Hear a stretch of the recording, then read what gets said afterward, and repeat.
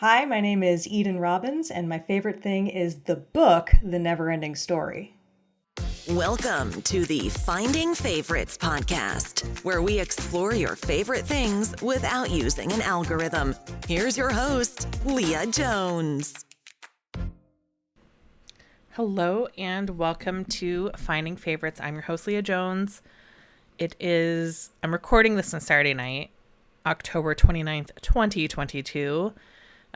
You're listening to it hopefully on Sunday, October 30th, 2022.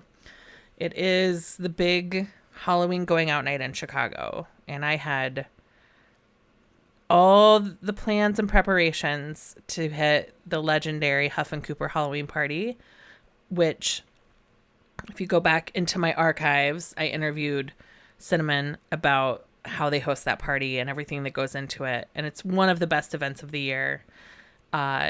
And I have been getting stronger and stronger. And then today I pushed it too far. I went to Stretch Lab in the morning. I went to a Meijer in the suburbs. I walked around the Meijer twice. I came back to the city.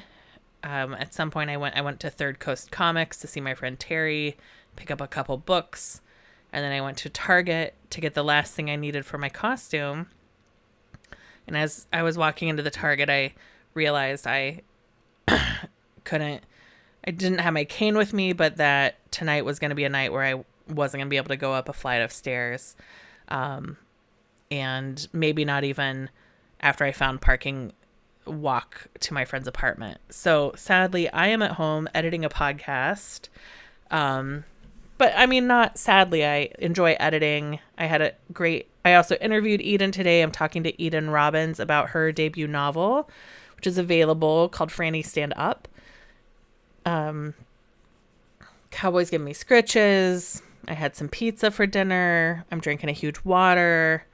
So I'm just, I'm sad because I had wanted to go to this party for months and months, really since like September 2020, when I was walking in my neighborhood and crossed the street that my friends live on. And I was like, oh no, there's not going to be a Halloween party this year. So I'm sorry. I'm sorry to the Huff and Coopers and to Veronica for not being there tonight. And I know I haven't done intros for a couple episodes. Again, just trying to get back into the groove of editing, recording, editing, publishing. I love this podcast and the conversations it lets me have, but the work to get it out is not insignificant. And I started this podcast when I had 10 extra hours a week because I wasn't commuting, and now I'm commuting at least 6 hours a week. I'm going out and I'm seeing friends, which is wonderful, and I'm doing things other than sleep and go for chemotherapy. So I'm like so grateful for how busy my life is. But it eats into my time. What else is happening this week? I'm starting a whole new regimen of medicine. I'm starting methotrexate, which you've seen in the news, because it's one of the drugs that women with arthritis couldn't get once Roe was overturned, because you can't sustain a pregnancy when you are on methotrexate. So I start that this week. I start tamoxifen, which is, as I understand it, estrogen Pac-Man, because my cancer was ER positive. I start a daily folic acid, a weekly vitamin D. I just start a lot this week, that I'm dreading most of it, with the exception of like the vitamin D, because I know how that helps me, but I'm terrified of the side effects of methotrexate and tamoxifen, because you can't positive attitude your way out of adverse reactions to new prescriptions. What else is happening? Tomorrow night, this has been a fun week for me and my love of podcasts. Tomorrow night is a long-awaited live show, How Did This Get Made live show. It'll be my first since March, when I went to LA to celebrate the end of Radiation. and saw a How Did This Get Made live show. So they're back at the Chicago Theater. I've gone far beyond my typical t-shirt, and I have made the most ridiculous, essentially meme movie poster. I designed something on Canva and had it printed by a guy in the suburbs on 3-foot by 6-foot vinyl.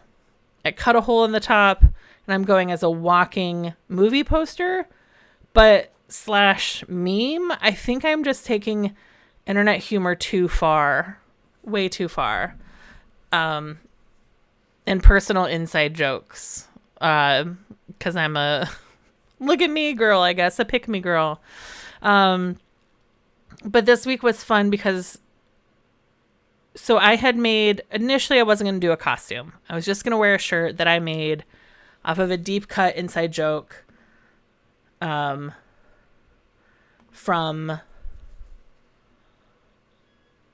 an episode of Home Cooking.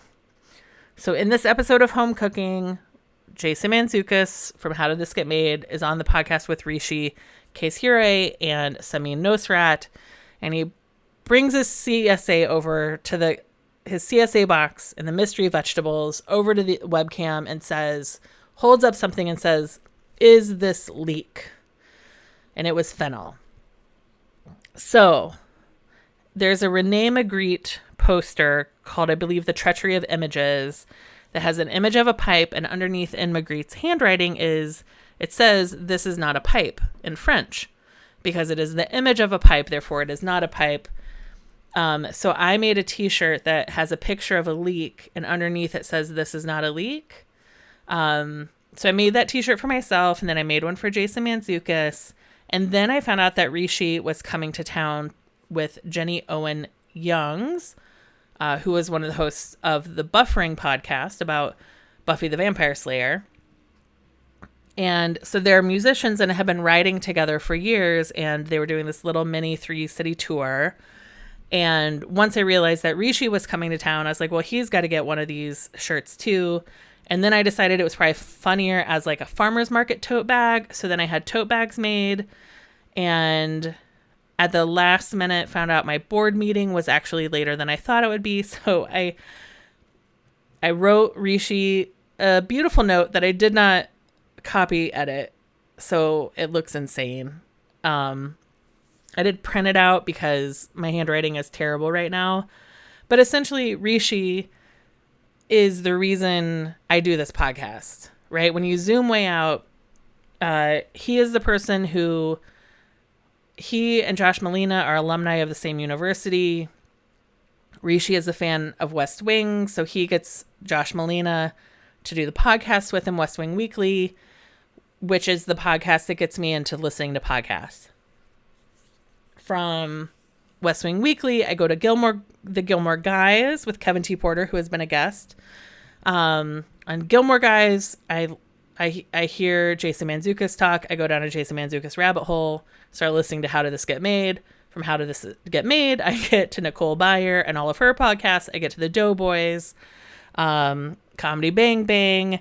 So this whole world of comedy opens up to me because Rishi loved The West Wing and reached out to Josh Malina to do a podcast.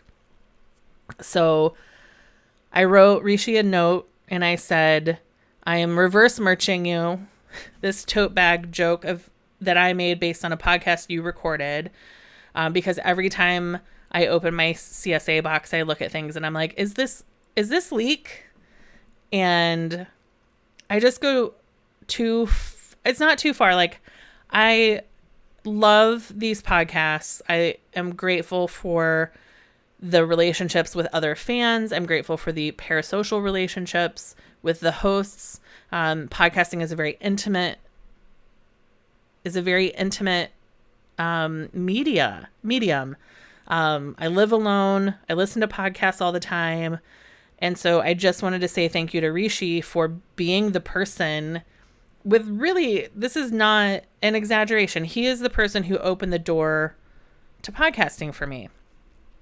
And I did get a DM from him that he liked the tote bags. I gave him 2 tote bags and a t-shirt.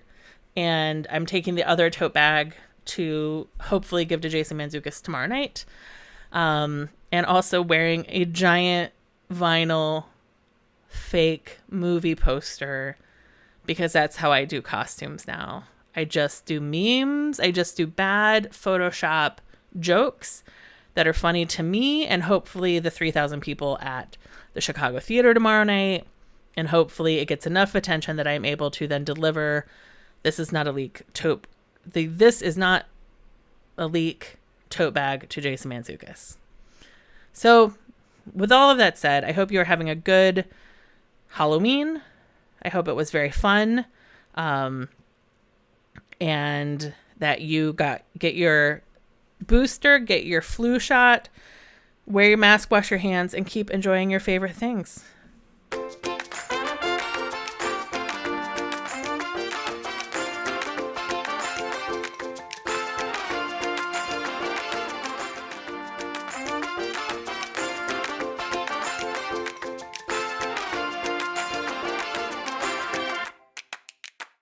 Hello and welcome to Finding Favorites. I'm your host, Leah Jones, and this is the podcast where we learn about people's favorite things without using an algorithm.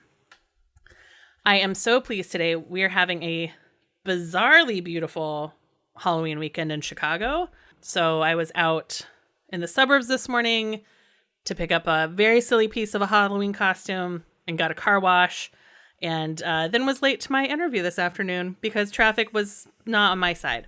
But I'm so pleased. I'm here with local author, live lit producer, podcaster, Eden Robbins. Eden, how are you doing today? Oh, I am hanging in there by the skin of my teeth, but hanging in. So this is pub week for you, right? Yep. 3 days, I think. It's coming out on Tuesday. Wow. November 1st. Happy Pub Day. Thank you. So you said this is your third podcast of the day or of the week? Of the week. Okay.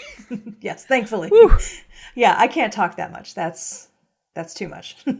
Yeah. It is definitely. Sometimes I listen to podcasters who are like, well, that have done 3 in a day or something. And I'm just like, how?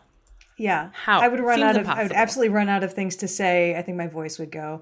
It's been really cool that people actually care what I have to say. Yeah. But it's unusual. It's a lot for me. So your book coming out on Tuesday is When Franny Stands Up. One, I'm obsessed with the cover.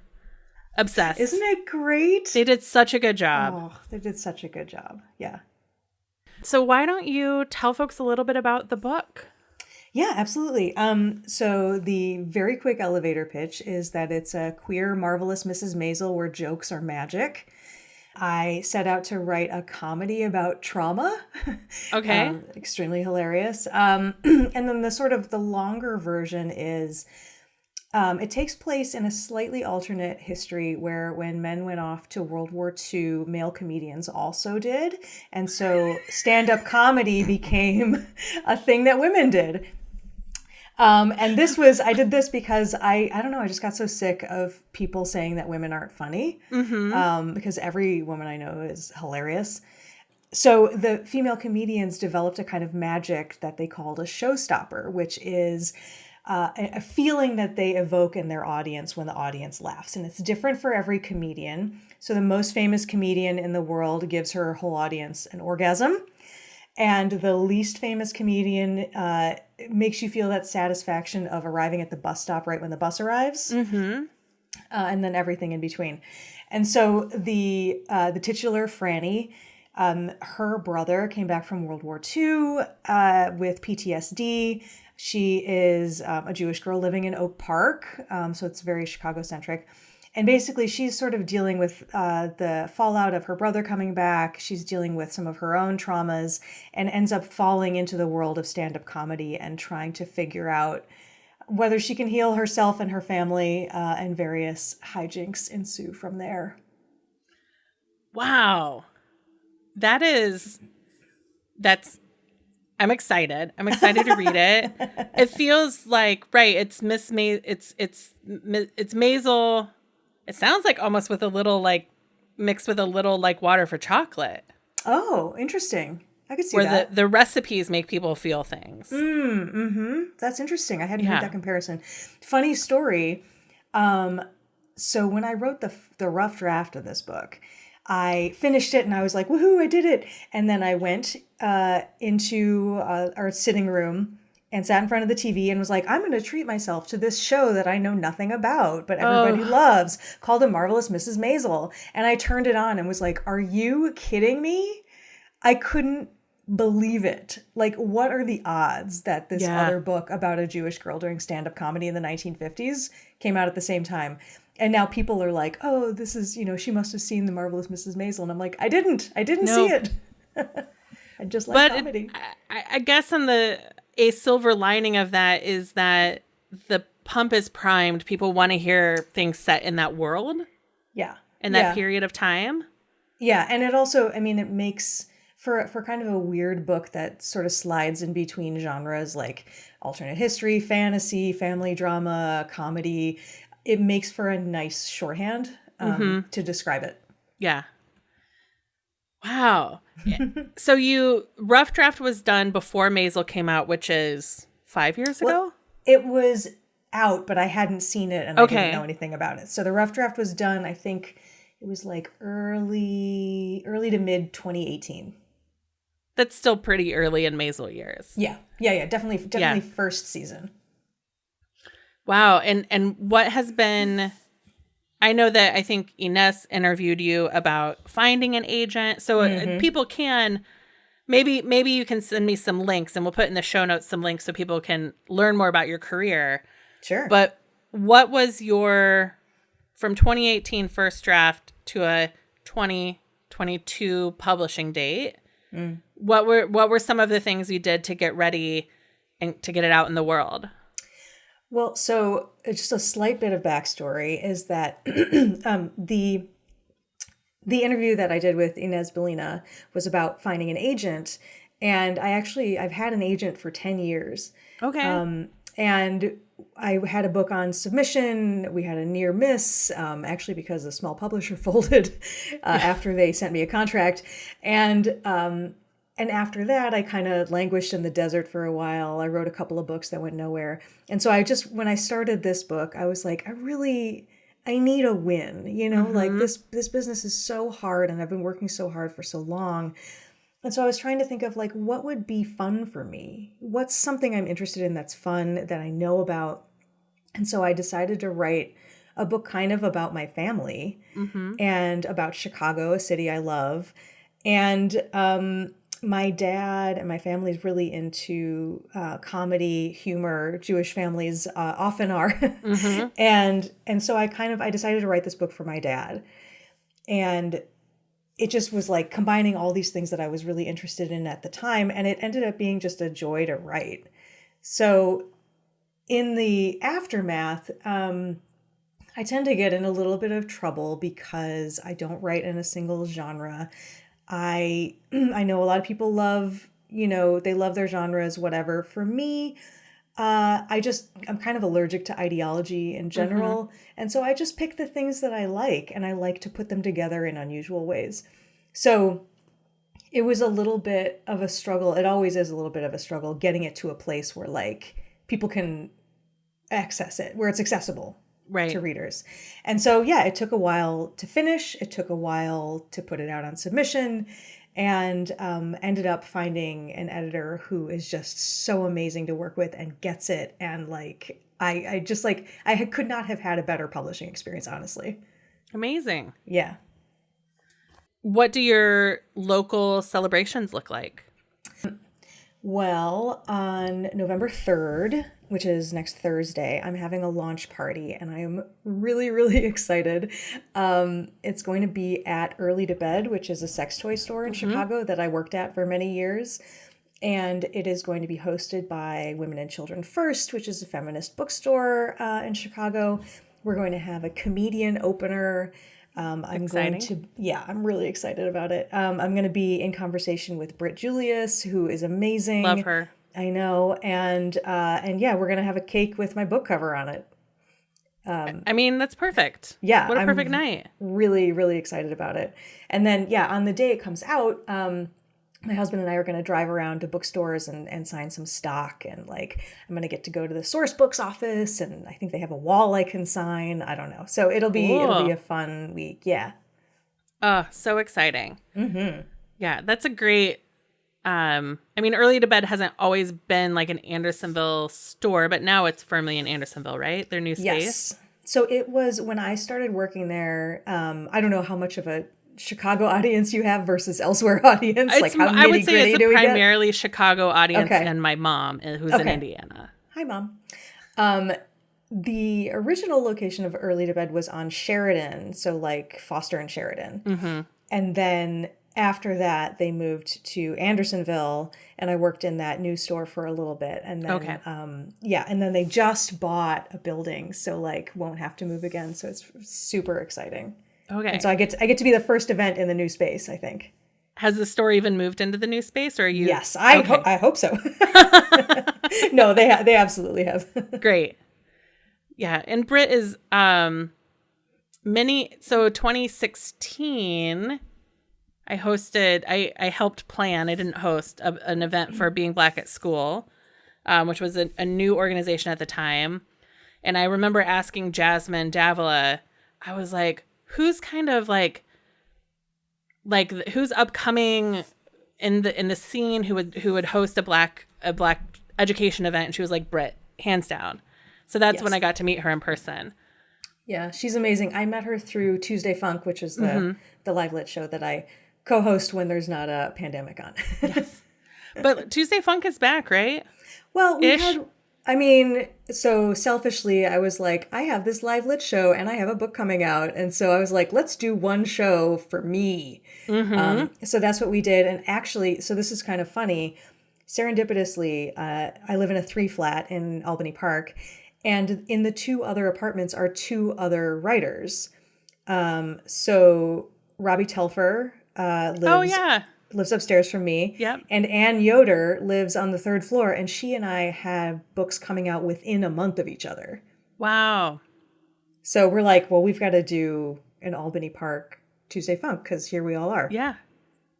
So yeah, we're not back for real, but okay. Hopefully someday soon. Yeah. Yeah. Robbie Telfer did an online poetry workshop for 5959 at my synagogue. Oh, yay. Which was wonderful. We have someone who in his retirement has been working on writing, and he took that class, and he has become like, haikus are his thing now. Like poetry and haiku is now what he's dedicating all of his writing time to, and it was all because of this online workshop with Robbie that like changed his. That's amazing. Does Robbie know that? I'm going to need to tell him. I don't know. We'll make sure he knows. Okay, yeah, I'll be sure to tell him. Yeah. That's incredible. Yeah. I love hearing stories like that. What a fun 3-flat to be in.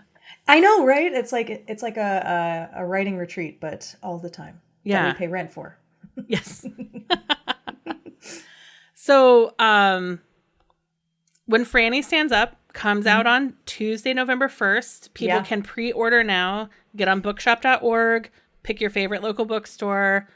I'll also say, so this was a real treat. Yesterday, I found out another serendipity situation that I know the manager of the Clybourne Barnes & Noble, because he sent me an Instagram DM and was like, did you write a book?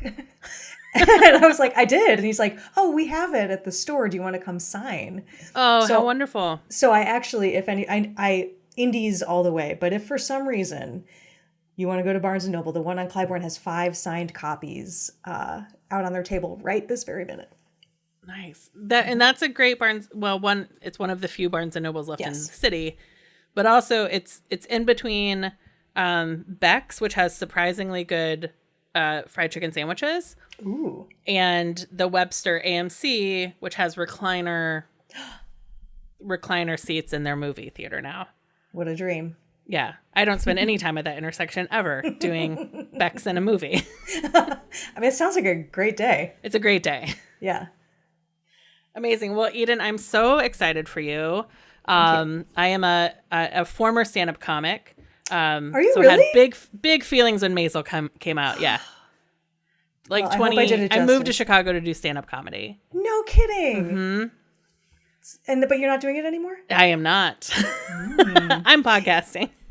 It's quite I took a stand-up class as research for the book with Alex Cumin, who also then I kind of roped into being my consigliere for the comedy in the book. And it was super fun, but man, it is hard work. Also, I cannot stay up that late. It's so late. It's so late.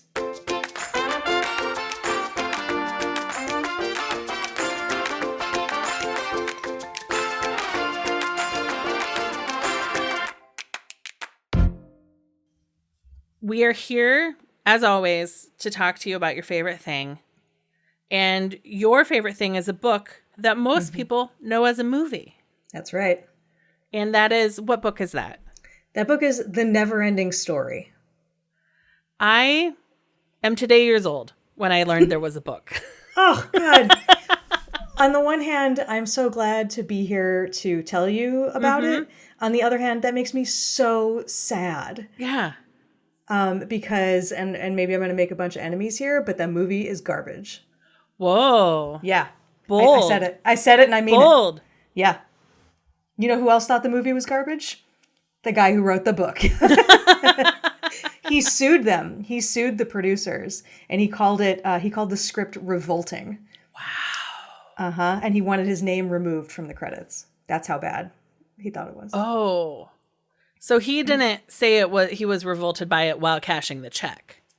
I mean, I assume he must have cashed the check, but Right. they didn't say anything about the check. But I know he definitely he felt like his trust was betrayed by the movie. That he thought it was in good hands, and then he saw the script and was like, "Oh no!" Wow. So let's time travel. Yeah. Tell me about the first time you picked up the book Neverending Story. Was it pre or post? Did you see the movie and then find the book, or did you find the book first? I don't remember because I think I was about 8, Okay. and I don't think I had seen the movie yet. My mom had the book. I think it was for a book club, and the book itself is so beautiful because it is hardcover, and the words are printed in red and green ink. So the real world, the whole book. So the real world is red ink, and Fantasia, which is actually Fantastica, is green ink. And there are 26 chapters in the book, and they go from A to Z. They're the first letter of each chapter goes from A to Z, and the sort of plate, the book plate, has an illustration of what is happening in the chapter. So it has the big letter. This is the one time I wish this was video so I could show you. I can I'll find some images to include in some of the social posts. Oh, great. So so like the first chapter begins with the letter A, and there's a big sort of collage of all the stuff that happens in the chapter, in the A chapter, and the next chapter is B. And so anyway, it's just like a beautiful object. And yeah, I read it when I was 8, and it has, I think, been my favorite book ever since. And I reread it every year or every couple of years, and I'm like, yep, still my favorite. Huh. And so it's printed in, wow. So is it subsequent, like that wasn't a special edition, like they've all been printed in that style? They have not all been printed in the style. So the first edition was, and then it went out of print a bunch of times, and then they'd sort of re-release it, and then it would go out of print again. The original is in red and green and hardcover. And then some of the subsequent ones in paperback, the Real World, I believe, is in regular print, and Fantastica is in italics. Okay. So it's actually kind of uncomfortable to read. But most people, if they've read the book, they know the paperback version. But I always am like, you got to read the hardcover. And in fact, I own 4 copies of this book. I can tell you what each of these are. So I have the original book that my mom gave me when I was 8, and it's completely falling apart. And then I have a reprint that came out, I think, in the 90s, and that is one that I give out to people to read. Okay. And then I have a copy in German, which was the original language that it was written in. Oh. And then I have a first edition that I found. And if it's okay, can I tell you the story about this? Yes, of course. Why else do I do this podcast? I'm like, no, don't, I don't know. Please don't tell me the story of how you got a first edition copy of your favorite book. That's too much. That's too much detail. Okay, good. I won't tell you that. So I have been, because this book went out of print, you can't find the hardcover in a regular bookstore unless it's like back in print for some reason. But the original version obviously is only like, you can find it used. And I'm sure these days you could probably find it on eBay or something. But I had been looking for a first edition copy of this book since I was like 15 years old. Okay. And I would go to used bookstores all the time and I would always look for it and they would never have it. And then, let's see, 6 years ago, I went to Myopic Books. Mm-hmm. And I went to their children's section. And there it was. Like, this is like 25 years as I had been looking for this book. And I just stared at it and I was like, I can't believe it. Like, all of this time I have been looking for this book. Every used bookstore I go into, I look and here it is. And I just stood there and stared. And then I picked it up and I was like, oh, it's probably going to be super expensive. And it was $11. Nope. Did you run out with it feeling like you'd stolen from them? Pretty much, which is the beginning of the book. So it's kind of amazing because the little boy Bastian steals a book at the beginning. But no, I paid for it. But it's this beautiful, it's got the dust jacket and everything. And like, wow. Yeah. So it is like one of my most prized possessions, this book that took me 25 years to find. That's amazing.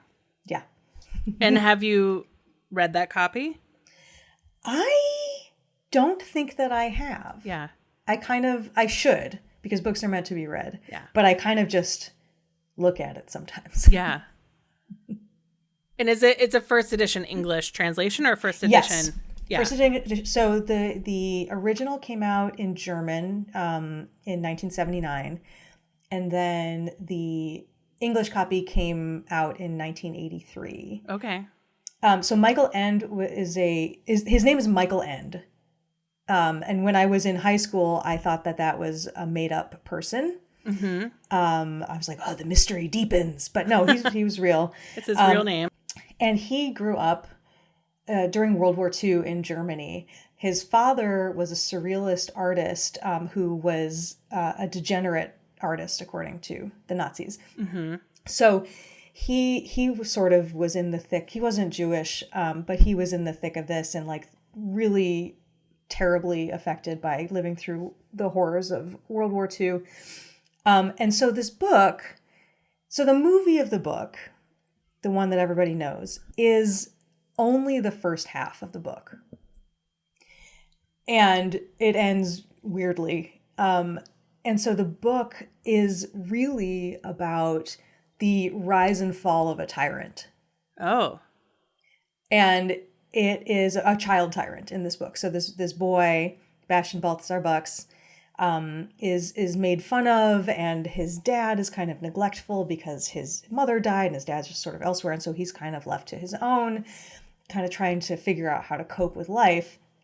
And he disappears into this book. And I don't want to give anything away, but basically like he becomes, after the movie ends, he goes to Fantastica and he becomes kind of this celebrity there. And it all goes to his head and he becomes this tyrant and then has to kind of find his way back. So the movie doesn't cover the important part? Yeah. Okay. Yep. And it's about so many things. I mean, it's such an unusual book, the way that it slides between fantasy and reality, how strange it is. It's funny, it's sad. And like, I really think this was like a huge book that inspired me to write the kinds of things that I write, that really mixes all of these things together. I mean, the book is also about like how dangerous it is to get what you want and how easy it is to lose yourself when you do. And it's really, like, it is really just incredible. And every time I read it, I get something else out of it. Wow. Right? How many times is this a book you come to like on an annual reread? Do you have is this like a fall book that you like to read, or is it every few years you revisit it? Or do you revisit chapters versus like rereading the whole book? It depends. I don't have a schedule. This sounds really woo-woo, and I'm sorry about this, but like I sometimes just feel like it calls to me and it's time to reread it. It's not on a particular schedule, just sometimes it's just time to do it. Yeah. Did you read it more as a teen? Like, did you read it, or it's just something you've been reading and rereading your whole life? It's something I've been rereading my whole life. I definitely reread it a lot as a teen. I would try to foist it on anybody. And this was back when it was even harder to find a copy of the book. But I would foist it on everybody. It became like a condition for being my friend or for dating me. It was like that kind of teenage intensity. Like, man, if you really want to know me, you got to know this book. So I'm not like that anymore, I hope. But I still think it's such a wonderful read. And I also just really like to foist books that people might think are childish on adults, because I think we all need to get over ourselves a little bit.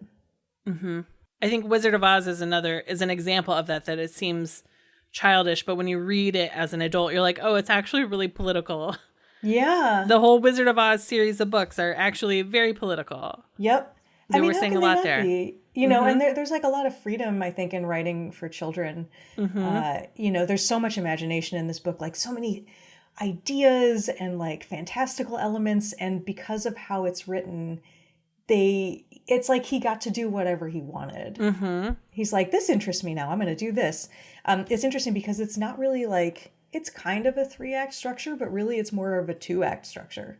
There's like when Bastian is in his real life and he's in the attic reading the book and experiencing the things that are happening vicariously. And then there's the moment where he saves Fantastica and then he goes there. And then all of the things that he does once he's there. Those are the 2 halves. Wow. It's so good. You got to read it. I'll lend you my copy. I have to. I wonder how they do. Is there an audiobook version? I don't know. Because I wonder how if you would like switch narrators. That would be, you'd have to do something like that. Right? Yeah. Because are the, not having one in front of me, is it like red sentence, green sentence, red, green? Oh, no. Or is it like whole chapters are green, whole chapters are red? It is sometimes whole chapters are red or green, and then sometimes, like, especially in the first half where he's in the real world and reading the book, he'll be red in the real world, and then he'll read the book and it'll be green, and then he'll have some kind of like comment to make or thought about what's happening, and then it'll be red, and then it'll go back to green. But it is not like every sentence. It's like at the most it would be a couple paragraphs. Okay. Alternating. Yeah.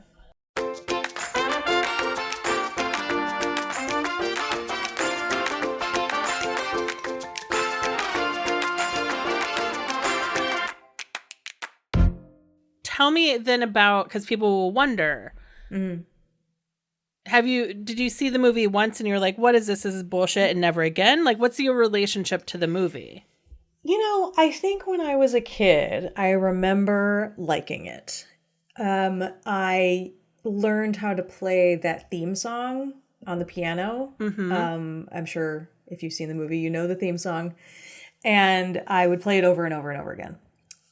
So I think I liked the movie at the time. I don't know. I didn't have super strong opinions, angry opinions when I was a kid. By the time I was a teenager, I was like, wait a minute, this doesn't actually tell the story. Like, it's about something completely different. And then there were the 2 follow-up movies. There were? Yes. There was a Neverending Story 2 with Jonathan Brandis, may he rest in peace, my teenage crush. And then there was a third one with, I believe, Jack Black. What? Yeah, I think so. I haven't watched either of these in decades, but they kind of like paid lip service to the second half of the book, but they were just so garbagey. It's not even worth. Yeah. I wouldn't even say they captured what's in the second half of the book. So really, yeah, the first movie. It is over the years I've gotten crankier and crankier about it. Mm-hmm. Because I just feel like it's got some elements, it's got the luck dragon and, it's got Gmork and it's got the wolf and it's got the turtle and all this stuff, but it's not about anything. It's like, it's like he makes some friends and then, gets one up on the bullies, I guess. Yeah. But like, that's not, it just didn't capture the magic. It didn't capture like the heart of it at all. And so the older I get, the crankier that makes me. And then when along the line do you realize that the author also hates it? I wanted to research him a little bit and see what his deal was. He wrote a bunch of other books. This one is definitely his most famous, at least in this country. And yeah, I think I was just looking him up and I was curious what he thought of the movie. And yeah, he hated it. I mean, I don't think it's super unusual for an author to hate the book. Right. But it seems like he thought it was going in one direction and then it wasn't. I think, don't quote me on this, but I think it's possible he wrote the initial screenplay and they changed it so much that he was like, well, this isn't even... It's not it. Yeah, this isn't it. Now, I did hear... here's the other thing, is that the rights for this book were now like tied up in legal limbo forever and ever and ever. Partially because I suspect his estate has like really strong feelings about what happens to those rights. And I just heard that I think there's like pre-production for a remake. Now, I can't remember who's tied to this. And also secretly, I feel very betrayed because I have always wanted to write the screenplay for a remake of this movie. Or I think it actually could be a great show, like a like a one Broadway. or two. No, like a TV show. TV show. Mm-hmm. That would be a crazy Broadway show. Yeah, God, like just the creatures alone. Yeah, but they could do them as puppets, kind of Lion King-esque, maybe. I mean, it would be cool as hell. But yeah, no, I've always just wanted to write the script for it. And so there was a part of me I was like, oh, I was hoping maybe someday I could do that. But I don't know. I don't know anything about it. But apparently they've got the rights. They're in progress. So we'll see what happens. Yeah. Well, we'll also put it out there in this podcast, which, all the movers and shakers in Hollywood listen to. Obviously, yes. That you are available for consulting, for rewrites. Oh, yeah. If they're looking at that script and they're like, actually, it's trash. Mm-hmm. We need another go. That you are available. I am available. Available. Yeah, absolutely. Call me, email me, whatever. Okay. I'll check my schedule. Yeah. we'll just put that flare out into the universe. Yeah, and my experience in screenwriting is 0, but I have read this book about 50 times. So yeah, which is probably more important. I think so. Yeah, yeah, and also, I mean, I am sort of glad they're remaking it now because I think we have a lot more potential. Like, there's so much more interesting technology that could be used to do service to this that they just didn't have then. So I'm hopeful. I'm cautiously hopeful. Yeah. And who do you have any dream cast when you think about it? People that you would put in as the Bastion, or is there anything you would gender swap? Is there anything you would? Well, I don't know a lot of child actors. Fair. so I don't know. But one thing that super bothered me about the movie is that the boy who played Bastian was skinny, and Bastian in the book is fat. Mm-hmm. And it should be that way. Yeah. And I just thought that was gross. So I would hope that you could totally gender swap it. I would be super into that if it was a girl or a non-binary kid. Yeah. But just as long as they're fat, that's really the only thing that matters for that character. It's weird and gross that it wasn't that way. Yeah. What about any of the Jack Black, any adults that you would cast that you would want to see in it? There is a terrific, scary, sorceress. Mm-hmm. And I haven't thought about this. Who do you think would be a good, really intimidating, magical sorceress person? What age range? Just an adult, An adult. maybe, yeah. I don't think it doesn't matter too much. The first thing I thought was Angelina Jolie because of, what was that, Maleficent? Witches. But yeah. Wasn't she in Witches? Oh, was she? Maybe not. But she would certainly be an intimidating sorceress for sure. Mm-hmm. Angelica Houston. Yeah. I just watched The Witches, and so I have her in mind. But just a really formidable person, I think would be terrific. I'd have to think on it, but that would be one fun character for sure. What about Christine Baranski? Oh. I think she's in The Good Fight, but she's also a Broadway actress and singer. Mm-hmm. I think she would bring. She does Icy so well. Yes, that would be. So this character is very manipulative, very lonely, very manipulative. So and powerful. So or maybe. Well, now her name is completely out of my head. That's my other problem. That's why I asked you, because I'm not good at remembering names. I'm not great at it. I'm going to ask you a question I can't answer myself. Who played Jackie on Roseanne and the Connors? She's a Chicago actress. Yes. Mm-hmm. Her. I think I think if she was put in a scary, manipulative sorceress position, I think she would be terrifying. In a good way. I also love when somebody unexpected plays a really powerful role like that, and she would be a little bit unexpected, I think. Yeah. I mean, I don't know if you saw it when I was at the Goodnight Oscar. Mm-mm. It was Sean Hayes from Will and Grace. I went to see it because I know Peter Grossman, and he was in it. He's a former Chicago comic and used to go to my synagogue, so that's how I know him. Nice. And Sean Hayes was playing the role of Oscar, last name escapes me, who was he was George Gershwin's best friend. After Gershwin died young, he was the person who continued playing his music. I think it was Rhapsody in Blue. That's Gershwin, right? Yeah, I think so. This is a terrible game of trivia where neither of us know the answers. Where neither of us know the answers. Or in my case, have not seen the play.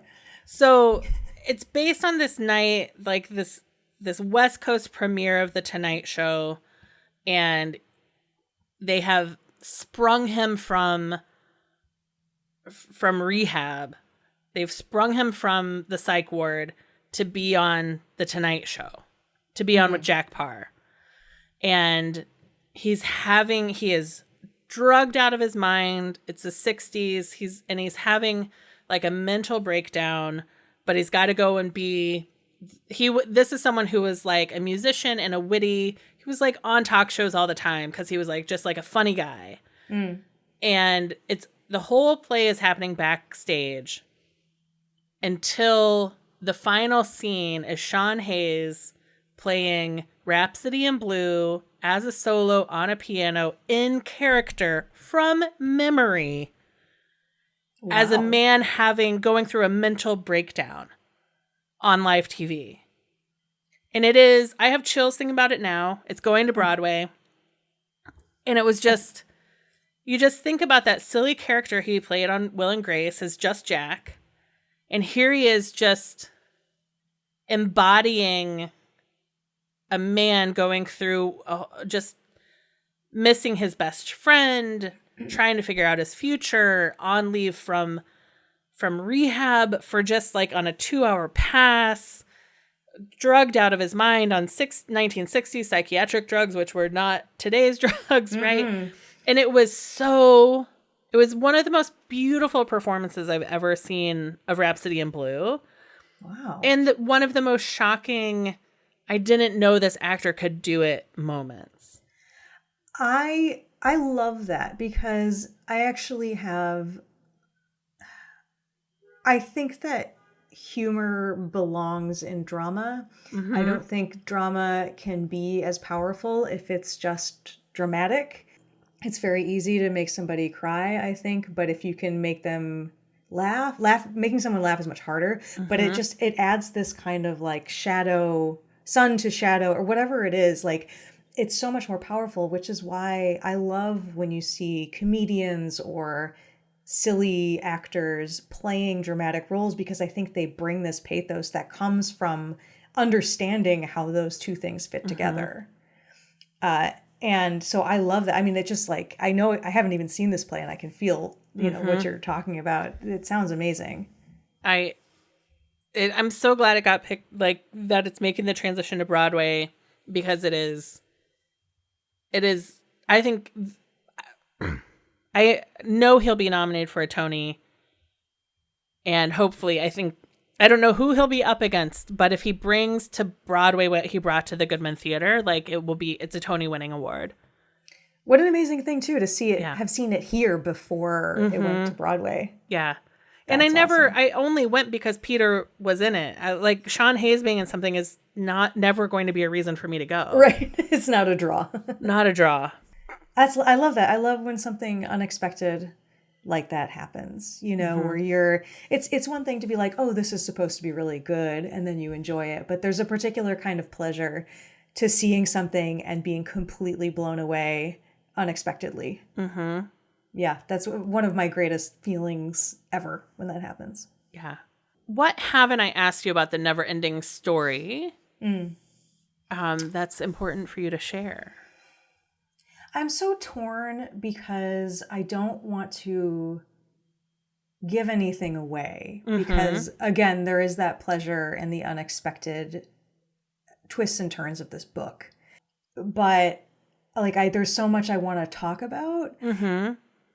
I'm just so torn about it. So let's just say, let's enter the spoiler zone. Okay. And people who don't want to enter the spoiler zone with us can fast forward. I'll put in the show notes when spoiler zone ends, but let's enter spoiler country. Okay. And you can talk about some of those things. Okay. And then we will exit spoiler country and people can come back.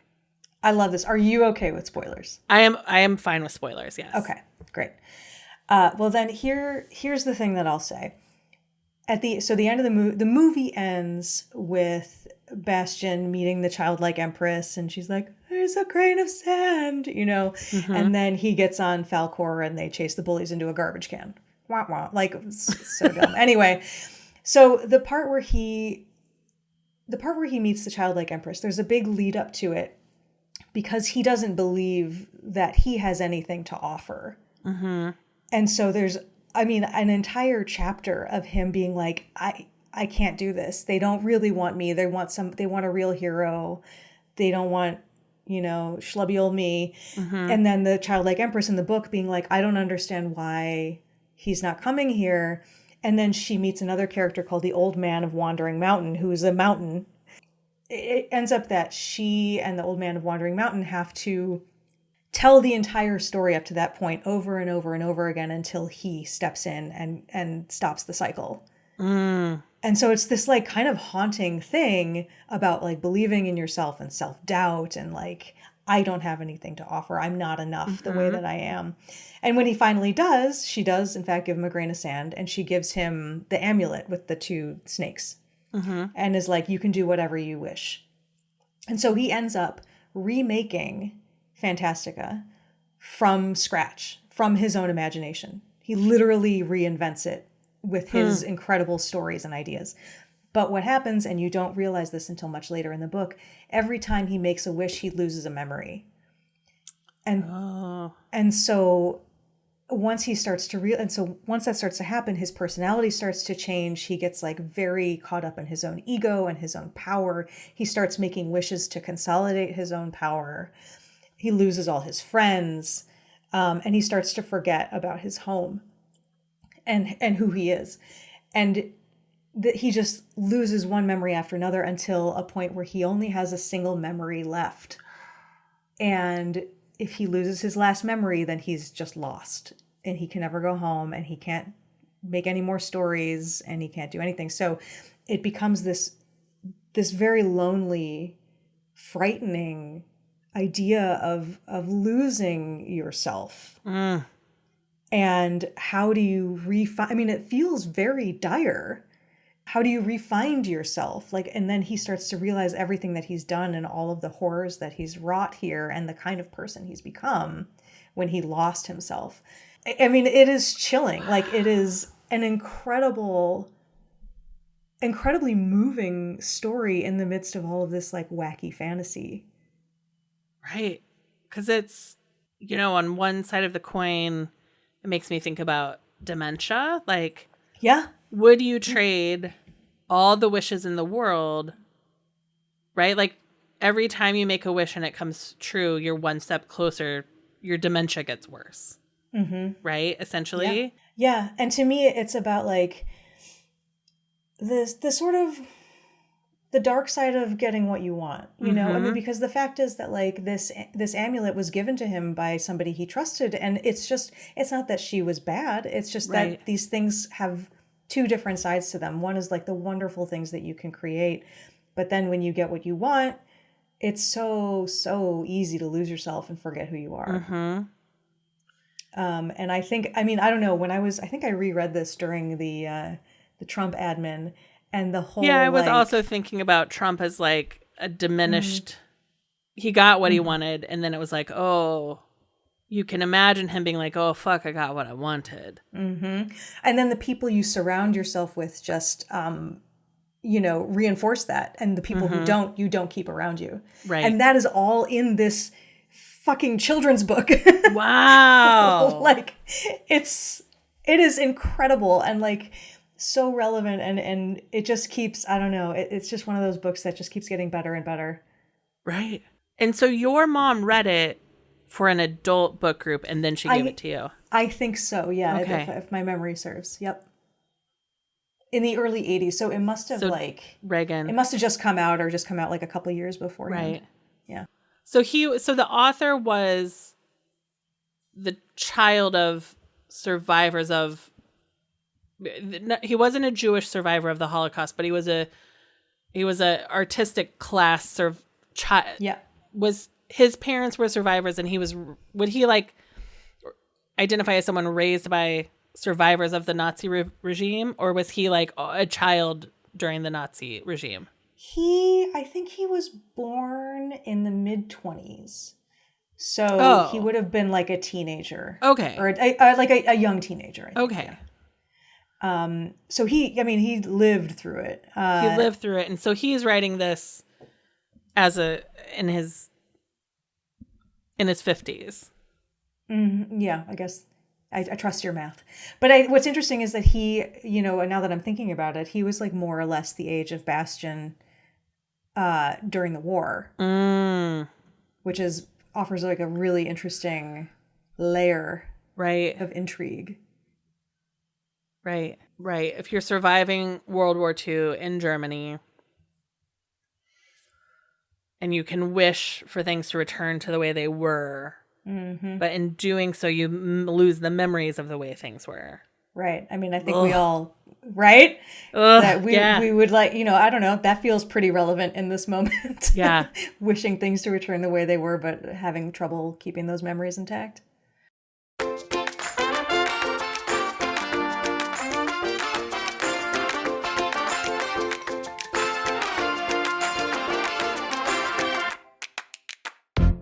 All right. So should we exit spoiler country? Okay. Let's exit spoiler country. All right. We'll exit spoiler country. So welcome to unspoiled country, where all I can say to people who did skip this section was read this book and then go listen to spoil country. Yes. Go listen and to it. Get the hardcover if you can. If you Yeah. can't, I don't know, reach out to me and maybe I'll let you borrow it. Can I ask you a quick question about bird watching? Yes. Is it since you became neighbors with Robbie? No, it actually, I started bird watching in 2020 as a way to get out of my head. Yeah. And I actually first became interested when I read a book called How to Do Nothing, which is another book I recommend. It's terrific. It's by Jenny Odell, and she talks a lot about bird watching and how it kind of connects you to the place that you live in. And it also kind of broadens your senses. So it really grounded me, especially in the worst of 2020, just to notice and be able to start to learn the different birds, to be able to differentiate them, to see how the birds change in different seasons.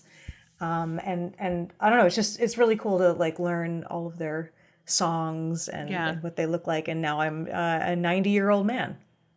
Yeah, it's so many of my friends got into bird watching over COVID. And as a reason, I think you're right. Like it adds a purpose to the walk, I guess. You're not just getting away from things. Maybe it gives you a reason not to look at your phone because you're looking at the birds. It also, yes, it totally does.